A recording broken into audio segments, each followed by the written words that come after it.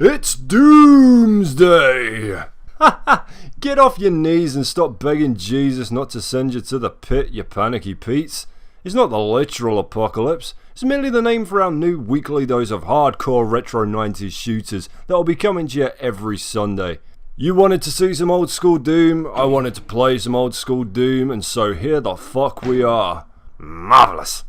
Let's get straight into this. Episode 1, Knee Deep in the Dead. A play on ultra violence. That to me is how Doom is meant to be played. You want an easy game? Go to a biker bar, down one of their beers and ask them whose vagina you can smell. First broken jaw wins. Some people play on Nightmare, but we don't talk to those people. There's something deeply wrong with them.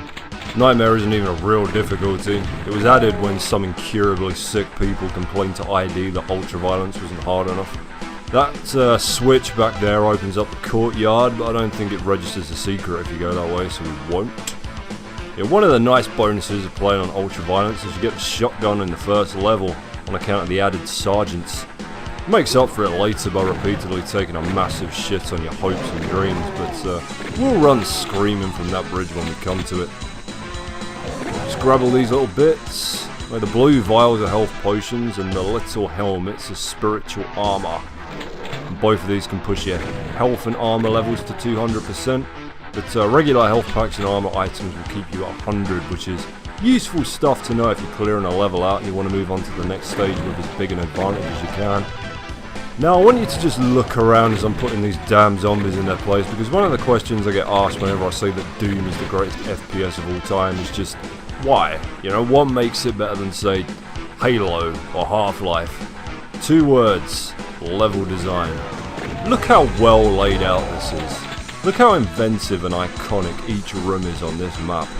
It's the perfect introductory level. I mean, sure, it takes it easy on you, but you don't feel like you're just wandering from one dingy area to the next here. And here you see the importance of using barrels to wipe out your foes wherever possible. They can be kind of a fucker to hit thanks to the auto aim in this game, but they'll sure help you conserve your health and ammo by turning roomfuls of demons into paste for you. We're just going to head back and grab the last 2 secrets before we go. This one only drops down once you've gone into the room we just came from. And this fucker only drops down once you go back and cross this shadowy line here. They actually get worse if you can believe that. Quake was the bloody worst for him. You couldn't go 2 feet in that game without there being a secret hidden somewhere around you. Fuck off. I'm leaving. And there we are. We should have a clean sweep 100% here, but I only regularly get it for the secrets. I'm always in the high 90s though. Just can't be asked to track down one wandering zombie or a lone health potion or whatever. In we go now to the nuclear plant, which starts with a nice massacre with plenty of barrels to take advantage of. If you somehow don't know the story to Doom, it's pretty... Fuck! Get me a doggy bag, this one's coming home with daddy. If you missed the plot to Doom, it's pretty simple. You're a nameless marine, actually nameless, you're not really called Doom Guy unfortunately. Even though I've regularly thought of changing my surname to it by default. Parcel for Danny Doom Guy? That's me. Sign here please. Here you go. Thanks. Have a doomy day. What? Goodbye. Nameless marine that works for the UAC or the Union Aerospace Corporation, which has been performing experiments with interdimensional travel. Now, you've actually been imprisoned on one of their bases on Mars for punching out a superior officer after he told you to waste some civilians, which is pretty fortunate for everybody involved because the interdimensional link manages to knock its way through to hell, allowing swarms of Satan's terror beasts to pop out of the teleportation gate on Mars's 2 moons, Phobos and Deimos. All the defensive bases get shit-canned by demons, so they spring you from the brig to help out on a mission to bring Phobos under control, which is where our episode has currently placed us. If you're wondering where the other guys are, they all die before the game starts. They were supposed to be shifting heavy weaponry inside while you secured the perimeter, but I guess that's the problem with heavy weaponry. It's heavy. And demons are fast. There we are. It uses the same ammo as the pistol, but twice as fast. The thing with the chain gun is that no matter how tempting it is to just shit out enormous tidal waves of bullets at everything, it does drastically lose accuracy after the first 2 shots, which make it an amazing sniping weapon, but not so smart for any sort of mid-range engagements. Just popping out, throw the switch. This actually opens up a huge maze around the corner, which you'll see in just a minute, which is entirely optional. But it's got a couple of secrets in it and some good ammo, so in the fuck we go. You gotta root them out of all the little corners here. Motherfuckers. Now the official name for the undead guys are zombie men, as they're supposed to be the resurrected corpses of the UAC Marines that were killed in the invasion. But their source code name is MT Possessed, which indicates that they never died and got themselves a malevolent spirit up the wazoo instead. But I'm a soldier, not an exorcist. This shotgun is my Jesus. You'll notice that one of the differences between them and the imps is that the imps launch physical fireballs at you while the zombie men just kind of turn and shoot. That's an important separation to understand in this game, because the zombie men, along with the shotgun guys and eventually the spider mastermind, aren't actually physically firing bullets at you that you can dodge. They're using what's called a hit scan attack, which is reliant on chance for its damage output and hit ratio. So whether it hits you or not is determined the moment the animation starts, which is why you'll usually see me giving priority to killing off those guys rather than the majority of the projectile throwing monsters, which are obviously far more within your power to dodge. Oh, here we are. I got lost for a minute there. Here's secret number 4. Let's kill this sneaky Pete around the corner here. This one's bloody naughty. You actually have to shoot or punch this wall rather than just pop it with a use key to get it to open. But it does mean that you get an early chainsaw, which is such an essential weapon. So sexy. Sounds like a black, cuts like the withering wit of Oscar Wilde. Except physically, which is better. I'm not sure these monsters even have feelings. We'll get plenty of use out of that later on. Here's another secret within a secret. And now we can get ourselves back on the straight and narrow and head for the exits. Chainsaw's great for pinkies and spectres, which we'll meet in the next level. Imps sometimes if you're already at close range, seeing as they've got a high pain chance. Pain factors, if you don't know, are a statistic that every monster has in Doom that basically tell you how easy it is to stun it so that it can't fight back. So while charging in on anything with a projectile attack is risky as fuck, you know, once you're in there, they generally can't do anything about it. Now this next area has a dead drop lift that puts you straight in the middle of a bunch of imps and zombie men trying to fuck you. But Fraggers knows another way. Peeboo fuckers! Weren't expecting that, were you? There you go. Have a barrel explosion on me. Now we'll just pop back outside and go fishing with a lift. Let's see what tasty treats it brings us. 3 of the fuckers! Yum yum! Full net tonight, boys! Straight to market. Ooh, I got caught trying to be clever there. You'll see a lot of that, I'm sure. I'm very much convinced I'm smarter than I actually am. That takes us through to the exits. But wait, it's a room full of bastards. Let's get shots of them. You think that's the lot, but there's another one hiding down there by the button. There, you see? Little shit. Come up.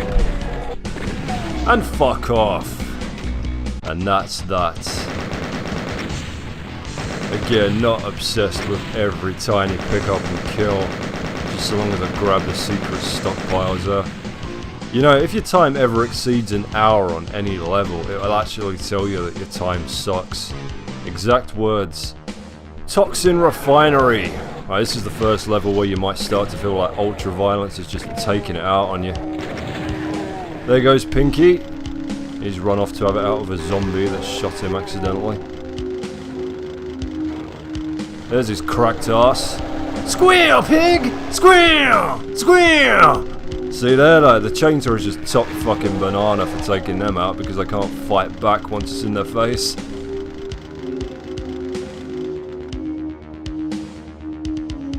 There's a dead Spectre there, caught him with a barrel blast. We'll see another one round later on.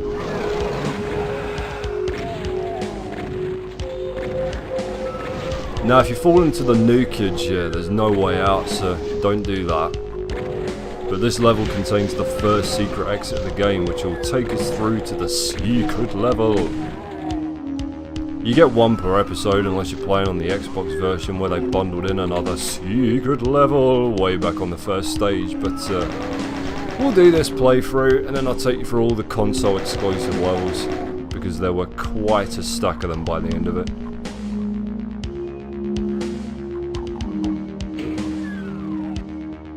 No point in going up there just yet, but there is a nice little hidden window here where we can clear out some of the bastards that will ambush us as we head for the aforementioned secret exit. Ah, they're fuckers when they get up close to the wall. Piss off! Shotgun guy is the official name for those, but they're kind of generally thought of as former UAC sergeants to explain them being that much smarter and tougher than their green-haired bros. Although, going back to the source code, it's actually the Pinkies that have the tag of Sergeant. Which is odd, because they're far less dangerous as long as you're jamming a chainsaw in their movie. I just want to clear these out around here, grab the secrets before I head out.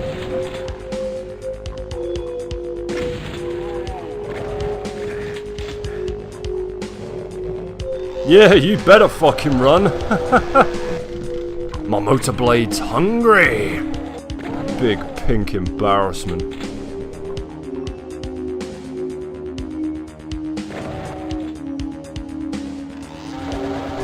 Here you go, here's the Spectre. Exactly the same as a Pinky, except partially invisible. Fucking great. They get to be real pains in the dick in the darker levels or when you're trying to line up a rocket shock and one lurches out the shadows at you. The secret's in this room, you have to sprint at them the minute you come in or... Motherfucker! You see? Gotta be quick. Try again. There we are. Down here, oh Jesus Christ, I forgot about you. Whoopsie! There we go. Down here we've got the soul sphere we saw in the second room. And now we're going to come straight out of here and fly across to the other one before it goes. Simples. And this is the one we want because it gives us the rocket launcher. Oh Mother Mary. This thing really makes crowd control a breeze. There's a good steady stream of ammo for it if you know where to look.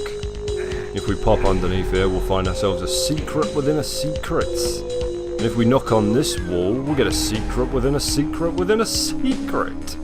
So many secrets. So many lies.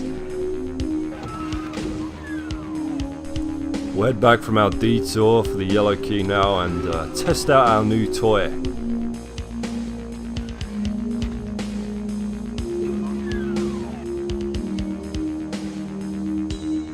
Cheer up, lovelies! Death is here!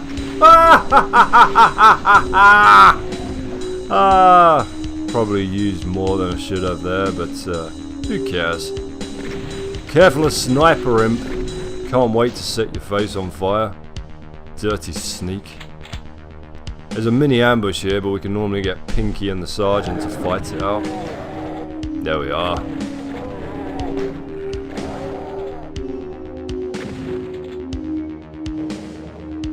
My hearty congratulations to the winner. Your family will die last. blue key cards around here, guarded by a couple of mooks. Bye, mooks.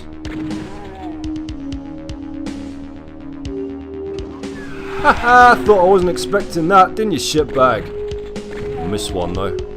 Got a spare there.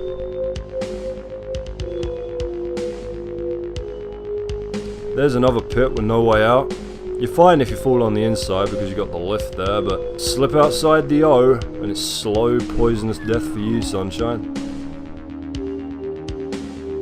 Back to where we started. You can see the bridge to the secret exit's already up there, so really we could go now, but I'll show you the rest of the stage because I'm lovely like that. Fucking shit rags. Wank off.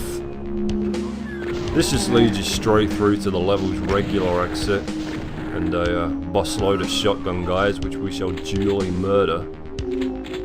We'll save our rockets, so we've overindulged. Doesn't matter too much this early, but as we go you'll generally only see me using it when I know I can do massive damage to a big crowd of enemies as an ammo saving precaution. See, there's just every second enemy on this stage is a shotgun guy, so I'm not going to run out of ammo here, but as the monsters get more outlandish later on, the ammo gets scarcer on account of them not using actual guns, so forces you into some tactical combat decisions. Fuck it, we'll use one anyway. Haha! Oh, well, there's a fireball in the chops I didn't need. Got stuck on the stairs there. And here's the real exit.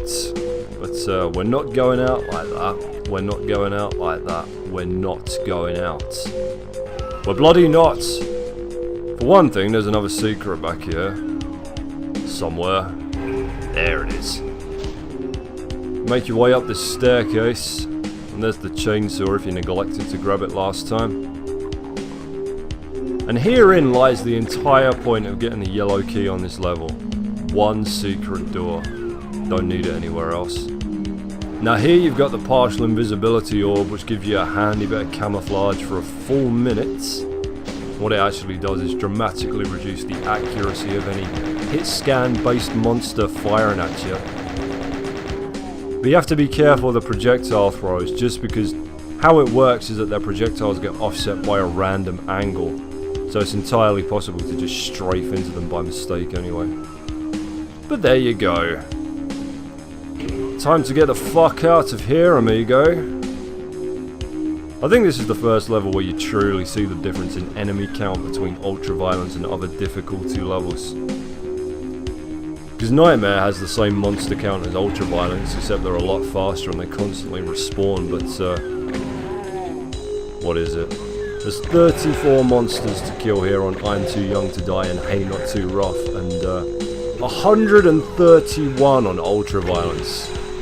I mean, that's what I'm saying when I say I think this is the way Doom's meant to be played. That's two different fucking games right there. Super Slalom Shotgun Spank! You imp fuck. Just stock up on shells, and then we'll go see the secret level. Oui? Oui, oui.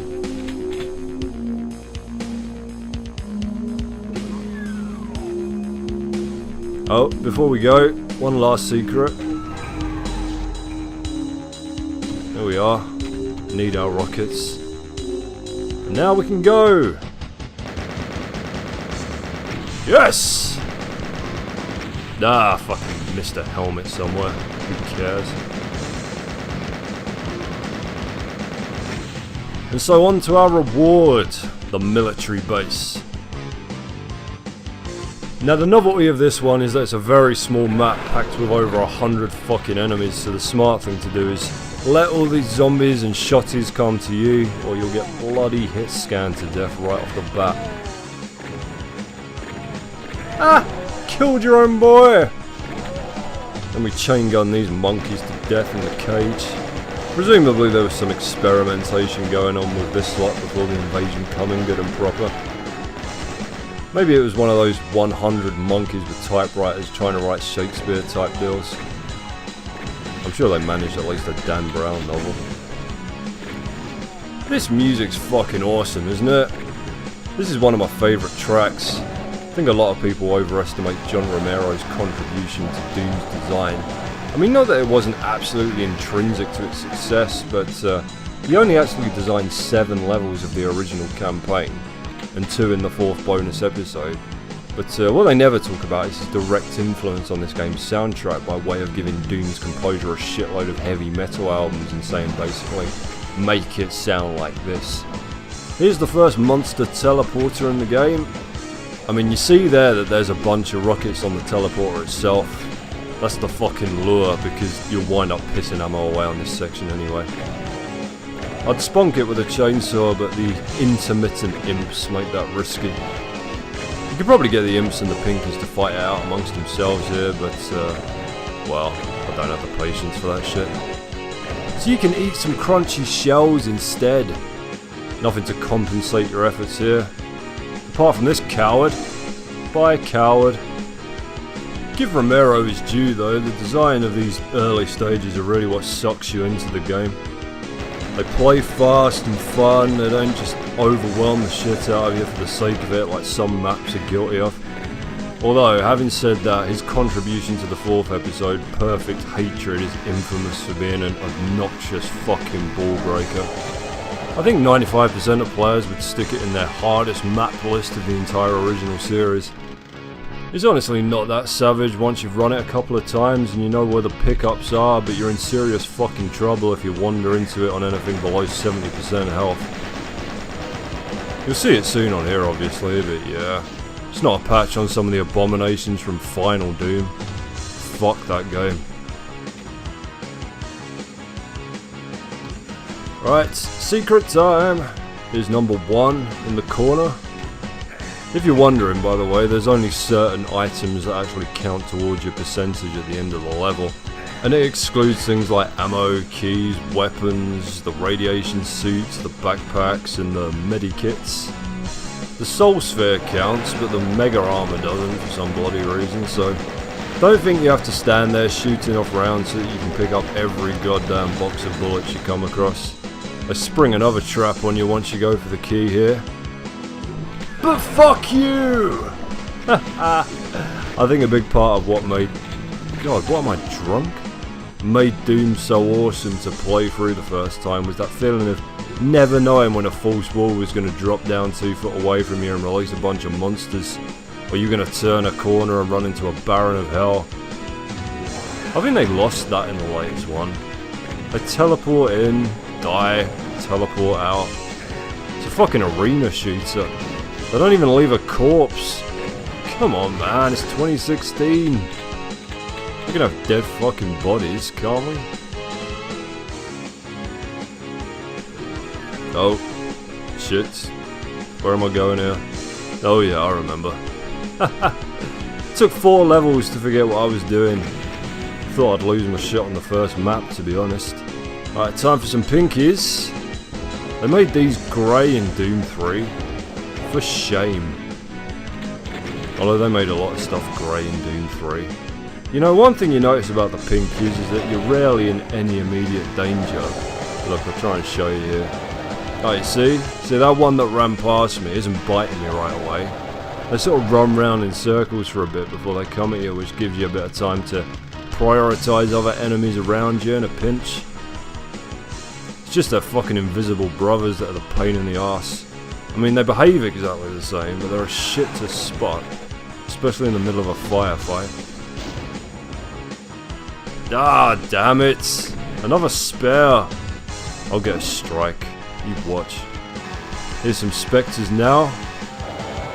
In the PlayStation port of this, which is excellent, by the way, they're a lot easier to spot as they retain their natural pink hue while still being semi-transparent. I hate this fucking bit. I always lose an arseload of health there. You gotta drop down here to raise the bridge to the exit and fight this lot. Oh god, I'm making a fucking pig's ear of this now, aren't I? Jesus Christ. What's the fuck up?